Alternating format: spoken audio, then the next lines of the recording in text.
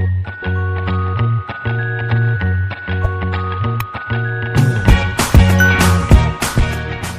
Student, welcome to नया classes. तो आज हम स्टार्ट करेंगे नया चैप्टर कॉन्सेप्ट ऑफ कॉस्ट। तो इससे पहले क्या करेंगे आप, सबसे पहले मैंने जो लास्ट वीडियो बनाया था इससे बनाया था production functions and return to factor. तो production function and return to factor इस चैप्टर में आपको क्या करेगा, थोड़ा काम आएगा। क्यों काम आएगा कि इस चैप्टर में हम कॉस्ट देखेंगे। तो कॉस्ट किसकी होती है, हमेशा फैक्टर्स जो इंपुट करते हैं वो। तो हमने फैक्टर्स इंपुट करते हैं, तो कौन कौन से फैक्टर इंपुट करते हैं वो मैंने लास्ट चैप्टर में पढ़ाया है। तो आपको वो वीडियो सबसे पहले देखना होगा, क्योंकि आपको अगर वो वीडियो नहीं देखा तो आपको ये वीडियो अच्छे से समझ आएगा। बट क्या है, कुछ कॉन्सेप्ट होंगे जो फिक्स फैक्टर है, वेरिएबल फैक्टर है, वो थोड़ा बहुत क्लियर नहीं होगा, इसलिए आपको वो देखना जरूरी है। तो अभी हम स्टार्ट करते हैं cost. Cost refers to an expenditure incurred by producer. मतलब क्या है, कॉस्ट एक ऐसा खर्चा है, मतलब क्या एक ऐसा एक्सपेंडिचर है जो कौन इनकर्ड करता है, प्रोड्यूसर। मतलब कॉस्ट किसे कहेंगे, अगर कोई चीज पर प्रोड्यूसर एक्सपेंडिचर करता है। अब कोई चीज मतलब कैसी चीज, अब कोई चीज तो प्रोड्यूसर खुद का फोन लाने के लिए खर्चा करेगा, तो उसको हम कॉस्ट नहीं बोलेंगे बाद में। क्यों, तो उसका पर्सनल एक्सपेंडिचर है। तो हम यहाँ किसकी बात करेंगे वो भी आगे पढ़ेंगे। तो क्या है, cost refers to expenditure incurred by a producer on a factor. अब कौन से फैक्टर्स, मैंने आपको बताया था, अगर आपको फैक्टर समझना है तो आपको लास्ट वीडियो देखना होगा, इसलिए मैंने बताया था। फैक्टर्स फिर मैं आपको समझा दूंगा। Factor as well as non factor input for a given output of a commodity. मतलब क्या बताना चाह रहे हैं कि ऐसे फैक्टर्स और नॉन फैक्टर पे खर्चा करे तो प्रोड्यूसर, अगर जिसके लिए हम कोई पर्टिकुलर गुड्स का आउटपुट चाहिए, मतलब कोई एक कमोडिटी बनानी है। फॉर एग्जांपल चलो ये बॉडी बनाना है, तो ये बोर्ड बनाना है, तो कौन कौन से फैक्टर्स चाहिएंगे। तो फैक्टर्स कौन कौन सा होगा, लैंड, लेबर, कैपिटल, एंटरप्रेन्योर। और non factor for raw material, raw material मतलब हम नॉन फैक्टर बोल सकते हैं। तो फैक्टर में लैंड, लेबर, कैपिटल, एंटरप्रेन्योर चाहिए। तो ये सब फैक्टर्स है। मतलब लैंड पे हम खर्चा करें, लेबर पे हम खर्चा करें, फिर रेंट दे, लैंड, लेबर, कैपिटल, एंटरप्रेन्योर पे खर्चा करे, तो कैपिटल लाए उस पे इंटरेस्ट दे। तो ये सब क्या है, एक्सपेंडिचर। मतलब एक्सपेंडिचर किस पे हो रहा है, पर्टिकुलर क्या प्रोड्यूस करने में हो रहा है, ये बॉल प्रोड्यूस करने में हम एक्सपेंडिचर कर रहे हैं। समझो कि मेरे ये बॉल बनाने की कंपनी है, तो मैं क्या कर रहा हूँ, ये बॉल बनाने के लिए क्या कर रहा हूँ, एक्सपेंडिचर कर रहा हूँ। किस किस चीज पे, फैक्टर। और फैक्टर कौन कौन से, लैंड, लेबर, कैपिटल, एंटरप्रेन्योर। तो लैंड, लेबर, कैपिटल और एंटरप्रेन्योर पे मैं एक्सपेंडिचर कर रहा हूँ। उनको क्या कर रहा हूँ, लैंड मैंने खरीदी, फिर कैपिटल मतलब कैपिटल मैंने लिया, क्योंकि मेरे को इतना पैसा नहीं था कि मैं पूरी कंपनी स्टार्ट कर सकूं, मैंने थोड़ा बहुत लोन लिया होगा, तो कैपिटल इन्वेस्टमेंट कहीं से लाया होगा। फिर क्या है, लैंड, लेबर, कैपिटल, एंटरप्रेन्योर। अब एंटरप्रेन्योर मतलब किसी ना किसी को चलाना है, एंटरप्रेन्योर तो मैं खुद ही हूँ, तो मैं प्रॉफिट अर्न करूंगा। तो लैंड, लेबर, कैपिटल हो गया एंटरप्रेन्योर। अब लेबर यहाँ मेन फैक्टर। क्यों, कि अगर लेबर नहीं होगा तो हम स्टार्ट भी नहीं कर पाएंगे। तो लेबर आएगा, तुमको उसको वेजेस देने पड़ेंगे। तो ये सब फैक्टर्स है। क्या है, ये सब फैक्टर्स है, उस पर हम क्या करते हैं, एक्सपेंडिचर करते हैं। हर एक फैक्टर को हम कुछ ना कुछ क्या कर रहे हैं, पे कर रहे हैं। हर एक फैक्टर पे कुछ ना कुछ हम एक्सपेंडिचर कर रहे हैं, मतलब उनको पे कर रहे हैं।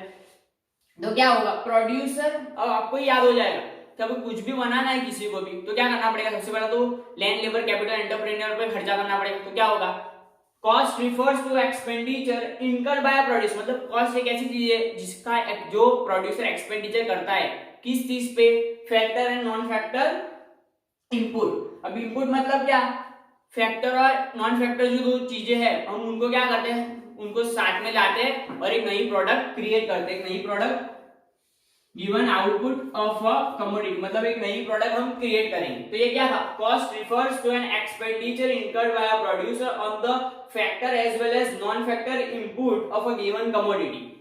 तो ये क्या पूरी डेफिनेशन है, तो आपको क्या अच्छे से इसको रिवाइज कर लेना है। क्यों, कि आपको ये फैक्टर और नॉन फैक्टर आगे मैं आपको समझाऊंगा, एक्सप्लिसिट कॉस्ट, इम्प्लिसिट कॉस्ट, वो सब समझाऊंगा, तो उसमें काम लगेगा। अब हम देखेंगे explicit cost and implicit cost.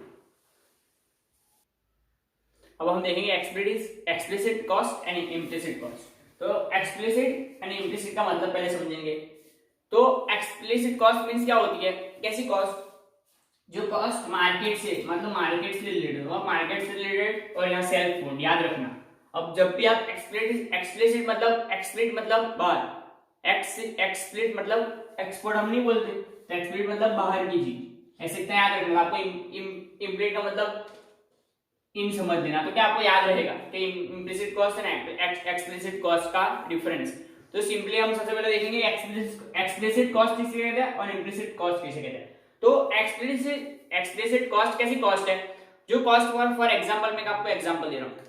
अगर मैं समझो कि मैंने कंपनी स्टार्ट की है, मैंने आपको अभी ये बताया कि जैसे फॉर एग्जांपल हमने यहाँ के बॉल बनाने की कंपनी स्टार्ट की है। अब मैंने बॉल बनाने की जो कंपनी स्टार्ट की है, वो कंपनी में क्या है, मेरे को लेबर्स चाहिए, फिर क्या चाहिए, मेरे को कैपिटल चाहिए, फिर क्या चाहिए, लैंड चाहिए, और फिर एंटरप्रेन्योर चाहिए। फॉर एग्जाम्पल अब क्या है, लैंड, लेबर, कैपिटल, एंटरप्रेन्योर, ये सब चीजें चाहिए। तो अभी फॉर एग्जाम्पल समझो कि मैं लेबर है, सॉरी लैंड है, वो मैं बाहर से किसी के पास से मैं रेंट पे ले रहा हूँ, क्या किसी के पास से मैं रेंट पे ले रहा हूं।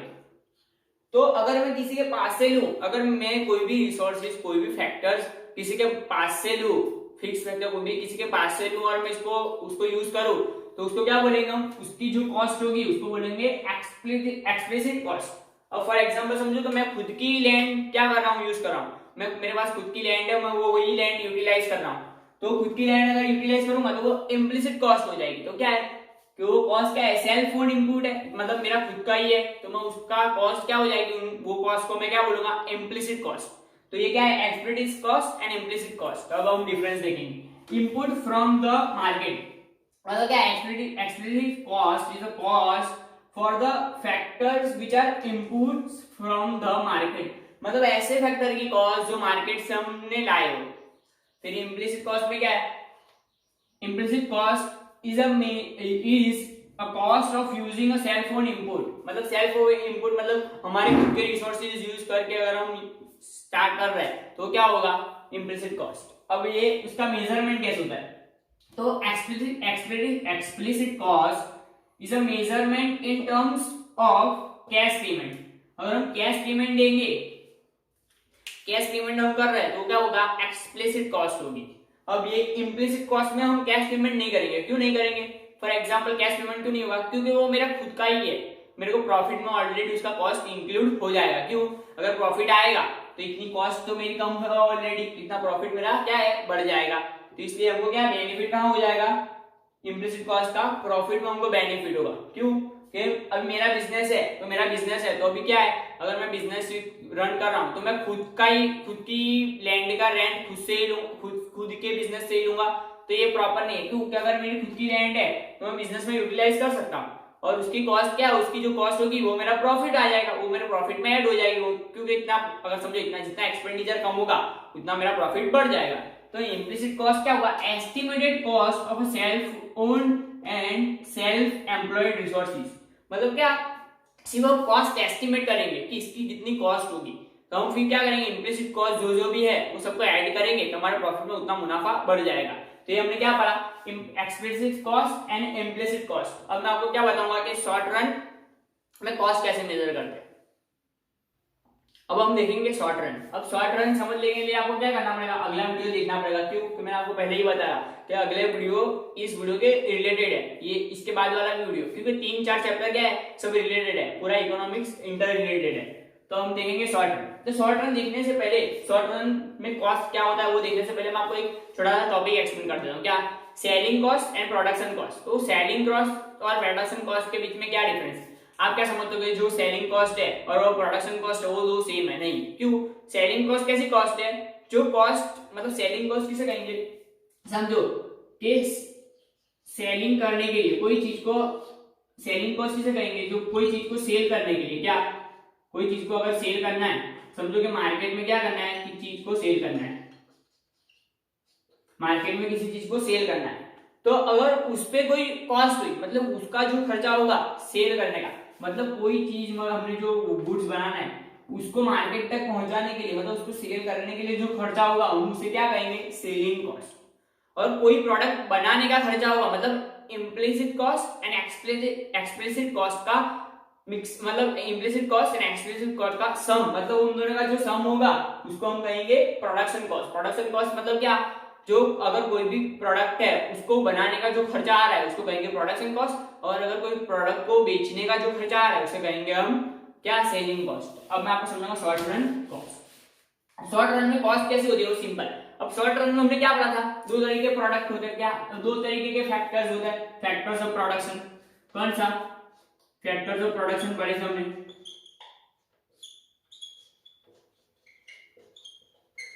अब दो तरीके के फैक्टर्स ऑफ प्रोडक्शन के इनपुट हो सकते हैं, कौन सा,